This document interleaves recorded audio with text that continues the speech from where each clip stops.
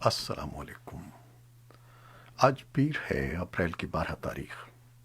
پاکستان میں اس وقت شام کے 7، بھارت میں 7:30 اور یہاں ہمارے اسٹوڈیوز کی گھڑیوں میں صبح کے 10 بج رہے ہیں۔ وائس آف امریکہ واشنگٹن کی اردو سروس سے میں ہوں خالد حمید، خبروں کے ایک بلیٹن کے ساتھ۔ کابل سے ملنے والی اطلاعات کے مطابق طالبان کے ایک ترجمان نے وائس آف امریکہ کو بتایا ہے کہ استنبول امن کانفرنس اگر 16 اپریل کو شروع ہوتی ہے تو ان کا گروپ اس میں شرکت کے لیے تیار نہیں ہے۔ مستقبل میں اس کی شرکت کے بارے میں غور کیا جا رہا ہے۔ اسی اثنا میں وائس آف امریکہ کی افغان سروس کو اطلاعات مل رہی ہیں کہ ترکی اس ہفتے دیر گئے اس کانفرنس کا انعقاد کرے گا۔ بہت سی اطلاعات گردش کر رہی ہیں لیکن ابھی تک کچھ طے نہیں ہے۔ اس سے پہلے کی اطلاعات کے مطابق افغانستان میں مفاہمت کے لیے خصوصی نمائندے زلمے خلیل زاد 4 روزہ دورے کے بعد آج صبح کابل سے واپس روانہ ہو گئے۔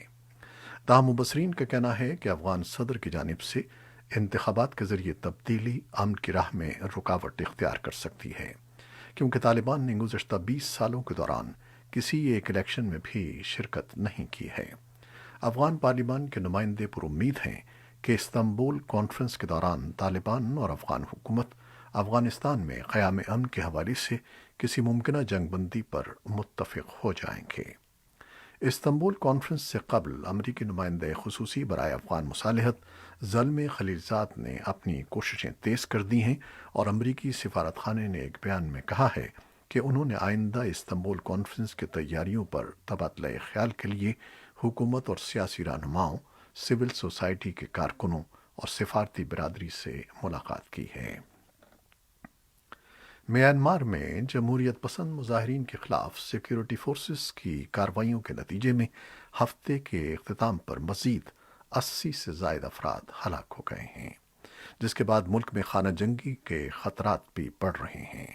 مقامی ذرائع ابلاغ، عینی شاہدین اور سیاسی قیدیوں کی ہمدرد تنظیم AAPP کے مطابق یہ ہلاکتیں میانمار کے سب سے بڑے شہر ینگون سے 65 کلومیٹر دور شہر باگو میں جمعرات اور جمعے کے دوران ہوئی۔ بنی اسنیاء امریکی اخبار لاس اینجلس ٹائمز نے اپنی رپورٹ میں کہا ہے کہ اگر صورتحال یہی رہی تو ملک میں خانہ جنگی شروع ہو سکتی ہے۔ رپورٹ میں کہا گیا ہے کہ 5 کروڑ 40 لاکھ کی آبادی کے اس ملک میں لوگ جمہوریت کی بحالی کی خاطر یکجا ہو رہے ہیں۔ اس دوران 600 سے زائد افراد ہلاک ہو چکے ہیں اور فوجی جنتا کے خلاف غصہ بڑھتا جا رہا ہے۔ رپورٹ میں کہا گیا ہے کہ ملک کے مغربی حصوں میں لوگ گھروں میں دستی بم بنا کر سیکیورٹی فورسز پر حملے کر رہے ہیں تو دوسری طرف کئی افراد معزول جمہوری رہنماؤں کی اس سوچ کی حمایت کر رہے ہیں کہ ایک وفاقی فوج بنائی جائے جو فوجی جنتا کا مقابلہ کر سکے۔ رپورٹ میں اقوام متحدہ کی میانمار کے لیے نمائندہ خصوصی کے اس بیان کا بھی حوالہ دیا گیا ہے جس میں انہوں نے کہا ہے کہ ملک بہت بڑی خانہ جنگی کی طرف بڑھ رہا ہے اور خونریزی قریب دکھائی دے رہی ہے۔ امریکی وزیر خارجہ اینٹونی بلنکن نے حال ہی میں میانمار کی فوجی جنتا پر زور دیا تھا کہ مارشل لاء کو ختم کیا جائے اور ملک میں جمہوریت کی بحالی کے لیے اقدامات کیے جائیں۔ ایران نے ملک کی زیر زمین نتانز نیوکلیئر تنصیب میں بلیک آؤٹ کے لیے اسرائیل کو مورد الزام ٹھہرایا ہے۔ ایران کی وزارت خارجہ کے ترجمان سعید خطیب زادے نے کہا ہے کہ یورینیم افزودہ کرنے والی سینٹریفیوجز کو نقصان پہنچا ہے اور ایران اسرائیل سے انتقام لے گا۔ ایران کے ایٹمی پروگرام کے سربراہ علی اکبر صالح نے کہا تھا کہ اتوار کی یہ کارروائی جوہری دہشت گردی ہے۔ اخبار دی نیو یارک ٹائمز نے انٹیلیجنس کے 2 عہدیداروں کے حوالے سے جن کا کہنا ہے کہ انہیں نقصان کے بارے میں بریف کیا گیا ہے، بتایا ہے کہ یہ واقعہ ایران کی یورینیم افزودہ کرنے کی صلاحیت کے لیے سخت جھٹکا ہے اور نتانز کو بحال کرنے میں 9 ماہ تک لگ سکتے ہیں۔ نیو یارک ٹائمز کے مطابق امریکی اور اسرائیلی انٹیلیجنس عہدیداروں کا کہنا ہے کہ اس بلیک آؤٹ میں اسرائیل کا رول ہے۔ اسرائیل کے متعدد میڈیا آؤٹ لیٹس نے اتوار کے روز کہا ہے کہ اس کے پیچھے اسرائیل کا ہاتھ ہے اور یہ سائبر حملہ ہو سکتا ہے۔ اقوام متحدہ کے ایٹمی نگراں ادارے IAEA نے اتوار کے روز کہا کہ وہ صورتحال پر نظر رکھے ہوئے ہے، تاہم اس کی وضاحت نہیں کی گئی۔ امریکہ اور ایران ایک دوسرے کو سن 2015 کے جوہری معاہدے پر واپس لانے کے لیے بالواسطہ مذاکرات کا دوسرا دور اگلے ہفتے ویانا میں کرنے پر رضامند ہو گئے ہیں۔ ایران کا مطالبہ ہے کہ امریکہ ایران پر عائد کردہ تمام پابندیوں کو ہٹائے، تاہم امریکہ کا کہنا ہے کہ ایران کا یہ مطالبہ تعطل کا باعث بن سکتا ہے۔ عہدیدار کے مطابق ایران اور امریکہ کے سفارتکاروں کے درمیان ابتدائی مذاکرات کا دور جمعے کو ختم ہوا، جس میں یورپی یونین کے ثالثین کی طرف سے فریقین کو پیغامات دیے گئے۔ امریکہ اور ایران کے درمیان بالواسطہ مذاکرات کا آغاز گزشتہ ہفتے منگل کو وینا میں ہوا تھا، جس میں ایران نے معاہدے میں شامل دیگر 5 ممالک برطانیہ، فرانس، جرمنی، چین اور روس کے مندوبین سے ملاقاتیں کی تھیں، جبکہ ان ممالک کے مندوبین نے امریکی سفارتکاروں سے بھی علیحدہ ملاقاتیں کیں۔ ان مذاکرات میں ایران کی قیادت کرنے والے نائب وزیر خارجہ عباس اراغچی کے حوالے سے جمعے کو ایران کے نشریاتی اداروں پریس ٹی وی نے کہا تھا کہ تہران معاہدے پر کلی طور پر عمل کر سکتا ہے اگر امریکہ عائد کردہ پابندیوں کو ہٹا دے۔ عباس کا مزید کہنا تھا کہ ایران ان پابندیوں کو ہٹائے جانے کی تصدیق چاہے گا۔ دوسری طرف امریکی حکام کی طرف سے اس مطالبے کو رد کیا گیا ہے، اور بائیڈن انتظامیہ کا کہنا ہے کہ ٹرمپ انتظامیہ کی طرف سے ایران پر لگائی جانے والی کچھ پابندیاں جائز ہیں۔ پریس ٹی وی کا مزید کہنا تھا کہ تہران ان مذاکرات کو درست سمت کی طرف بڑھتا ہوا سمجھتا ہے۔ امریکی وزیر دفاع لائیڈ آسٹن نے اتوار کے روز اپنے اسرائیلی ہم منصب بینی گینٹس سے ملاقات کی ہے۔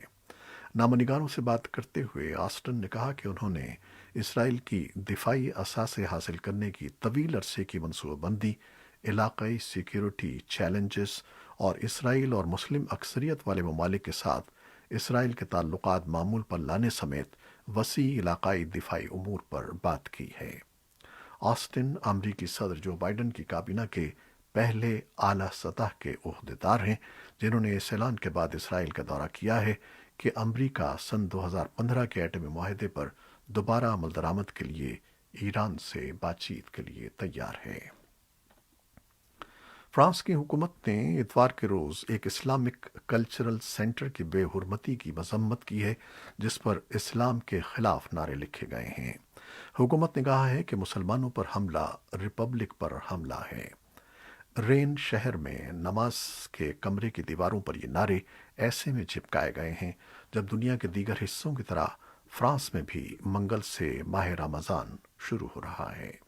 فرانس کے وزیر داخلہ جیرالڈ ڈرمانا نے کہا ہے کہ یہ فرانس میں مذہب پر یقین کی بنیادی آزادی پر ایک نفرت انگیز حملہ ہے، اور مسلمان بھی تحفظ کا وہی حق رکھتے ہیں جو ملک میں دیگر مذہبی گروپوں کو حاصل ہے۔ متحدہ عرب امارات کے شہر دبئی میں ماہ سیام کے احترام میں کھانے پینے کی اشیاء کو روزہ داروں کی نظروں سے دور رکھنے کے لیے ریستورانوں کو پردے سے ڈھانپنے کی پابندی ختم کر دی گئی ہے۔ امریکی خبر رساں ادارے اے پی کے مطابق رمضان کی مناسبت سے سٹی اسٹیٹ کے محکمہ اقتصادی ترقی نے اتوار کو اعلان کیا ہے کہ رمضان المبارک کے دوران ریستوران میں دن کے اوقات میں کھانے پینے کی سرگرمیوں کو چھپانے کی ممانعت ہوگی۔ یو اے ای کے سرکاری خبر رساں ادارے ایمریٹس نیوز ایجنسی نے رپورٹ میں کہا ہے کہ ریستوران کے اندر صارفین کو پردے لگا کر یا کوئی رکاوٹ کھڑی کیے بغیر خدمات فراہم کرنے کی اجازت ہوگی۔ نئے اعلان کے بعد ریستوران کے لیے یہ بھی ضروری نہیں ہوگا کہ وہ دن کے اوقات میں کھانا پیش کرنے کے لیے خصوصی اجازت نامے حاصل کریں۔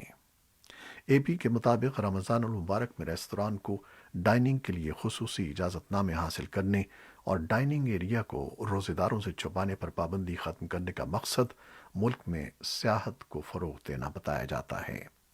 بعض عرب خلیجی ریاستوں میں رمضان المبارک کے دوران ریستوران کو پردوں سے چھپانے اور دن کے اوقات میں عوامی مقامات پر کھانے پینے پر سزائیں بھی مختص ہیں۔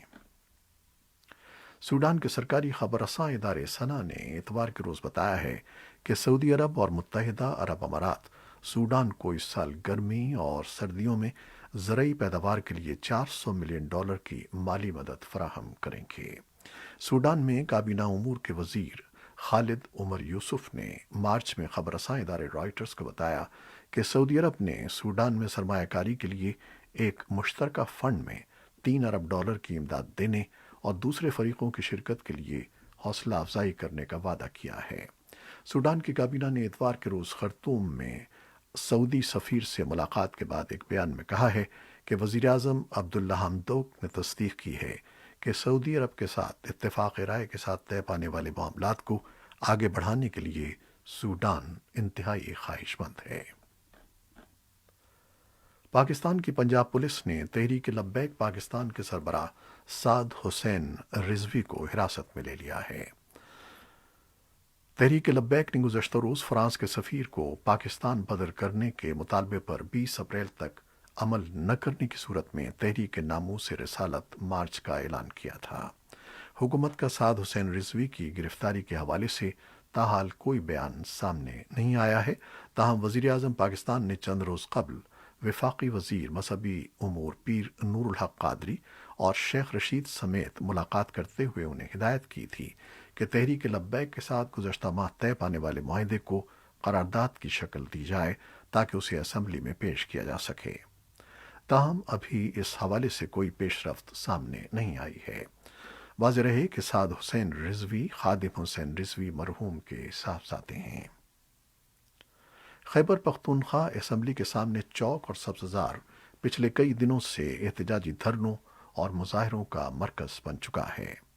صوبے بھر کے مختلف سرکاری اداروں سے منسلک ملازمین اپنی تنخواہوں اور مراعات میں اضافے، جبکہ جنوبی وزیرستان کے محسود قبائل دہشت گردوں کے خلاف فوجی کارروائیوں میں تباہ شدہ گھروں اور املاک کے معاوضوں کی ادائیگی کے مطالبے کر رہے ہیں۔ حکومتی عہدیداروں کا کہنا ہے کہ ان مسائل کے حل کے لیے کوششیں کی جا رہی ہیں۔ خیبر پختونخوا کے شمالی ضلع شانگلہ سے تعلق رکھنے والے کوئلے کی کانوں سے منسلک مزدور جن کی لاشیں اغوا کے لگ بھگ 10 سال بعد برآمد ہوئی ہیں، ان سے اس واقعے کی تحقیقات کے مطالبے کیے جا رہے ہیں۔ ان 16 مزدوروں کو فروری سن 2011 میں قبائلی ضلع خیبر کے درہ آدم خیل سے ملحقہ علاقے کالا خیلہ سے اغوا کیا گیا تھا اور ان کی باقیات چند روز قبل کوہاٹ کے ایک پہاڑی علاقے سے ملی ہیں۔ اب نہ صرف لواحقین بلکہ مختلف سیاسی اور سماجی حلقوں سے تعلق رکھنے والے لوگ اس واقعے کی تحقیقات اور اس میں ملوث لوگوں کو بے نقاب کرنے کا مطالبہ کر رہے ہیں۔ پاکستان کے نامور صحافی اور انسانی حقوق کے کارکن عبد الرحمن المعروف رحمان پیر کی صبح لاہور میں 90 برس کی عمر میں وفات پا گئے۔ رحمان نے انسانی حقوق کمیشن پاکستان کے ذریعے عوامی حقوق کی جدوجہد سمیت آزادی اظہار، انصاف کی فراہمی اور آئین کے تحفظ کے لیے بے قلم سے جدوجہد کی۔ انہوں نے 65 برس تک صحافت کی دنیا میں خدمات انجام دیں۔ وہ 3 انگریزی کتابوں کے مصنف تھے۔ ان کی موت کی خبر کے بعد سوشل میڈیا پر انہیں خراج عقیدت پیش کرنے کا سلسلہ جاری ہے۔ امریکی ایوان نمائندگان کی ایک کمیٹی بدھ کو امریکہ میں غلامی کی تاریخ کا جائزہ لینے کے لیے ایک کمیشن بنانے کے ایک بل پر غور کرے گی اور اس کے حوالے سے مناسب تجاویز پیش کرے گی۔ امریکی کانگریس کے اراکین نے دہائیوں سے غلامی کی جانچ کے لیے قانون سازی متعارف کروائی ہے، جس کا آغاز 1600 کے اوائل میں ہوا تھا۔ ایوان نمائندگان کی جوڈیشل کمیٹی کا کہنا ہے کہ ان قانونی مسودوں کے حوالے سے یہ پہلا سیشن ہوگا۔ برطانیہ کے گرجا گھروں میں شہزادہ فلپ کو یاد رکھنے کے لیے سروسز کا اہتمام کیا گیا اور مختلف مذاہب سے تعلق رکھنے والے افراد نے انہیں ایک ایسے شخص کے طور پر یاد کیا جس کی ظاہری شخصیت کے پیچھے ذاتی عقیدے اور دوسروں کے عقائد کے بارے میں آگاہی کے لیے گہرا تجسس چھپا ہوا تھا۔ پرنس فلپ جمعے کے روز 99 سال کی عمر میں انتقال کر گئے تھے۔ اور اب کورونا سے متعلق کچھ خبریں۔ امریکی وزیر خارجہ اینٹنی بلنکن نے 1 سال سے زیادہ عرصے قبل کورونا وائرس کے آغاز پر ابتدائی خطرے پر قابو پانے میں سستی دکھانے پر چین کو اتوار کے روز مورد الزام ٹھہراتے ہوئے کہا ہے کہ اس کے نتیجے میں پوری دنیا میں زیادہ سنگین نتائج برآمد ہوئے ہیں۔ اینٹنی بلنکن نے NBC نیوز کے میٹ دی پریس شو میں بات کرتے ہوئے کہا کہ مجھے لگتا ہے کہ چین جانتا ہے کہ کووڈ 19 کے ابتدائی مراحل میں اس نے وہ نہیں کیا جو کرنے کی ضرورت تھی، जिसमें सही वक्त पर बैन अवी माहिरीन को रसाई देना, सही वक्त पर मालूमात शेयर करना और सही वक्त पर शफाफियत को यकीनी बनाना शामिल है। ब्लिंकन के इस बयान पर चीन की जानिब से फौरी तौर पर कोई तबसरा नहीं किया गया है। जनूबी एशिया में हफ्ते को रिपोर्ट किए जाने वाले कोरोना केसेस के बाद खत्ते में मौजूद 7 ममालिक में वबा से मुतासरा अफराद की तादाद 1,50,00,000 से तजावुज़ कर गई है और भारत इन ममालिक में सर फहरिस्त है। खबर रसाई इदारे रॉयटर्स के मुताबिक जनूबी एशिया के ममालिक में, जिनमें भारत, पाकिस्तान, बांग्लादेश, भूटान, नेपाल, मालदीव और श्रीलंका शामिल हैं, दुनिया भर में रिपोर्ट किए जाने वाले केसेस में से 11% केसेस रिपोर्ट हुए हैं, जबकि दुनिया भर में इस मोहलिक वबा से होने वाली हलाकतों में से 6% हलाकतें इन जनूबी एशियाई ममालिक में हुई हैं। भारत में हफ्ते को वबा के सबब मजीद 794 अमवात भी हुई हैं। हुकूमत के मुताबिक कोरोना केसेस में हालिया इजाफे की वजह लोगों का बड़े इज्तिमात में शरीक होना और एहतियाती तदाबीर पर अमल न करना है। भारत का मगरबी हमसाया मुल्क पाकिस्तान इस खत्ते में वबा से दूसरा मुतासरा मुल्क है और मुल्क में कोरोना वायरस की तीसरी लहर जारी है। ये थी वो खबरें जो फेसबुक लाइव पर हमने आपके लिए पेश की। हमारी वेबसाइट और यूट्यूब पर ये बुलेटिन पोस्ट कर दिया जाता है, जिसे आप बाद में भी देख सकते हैं। हमारे इस बुलेटिन को शेयर करना न भूलिएगा। खालिद हमीद को इजाज़त दीजिए। अल्लाह हाफिज़।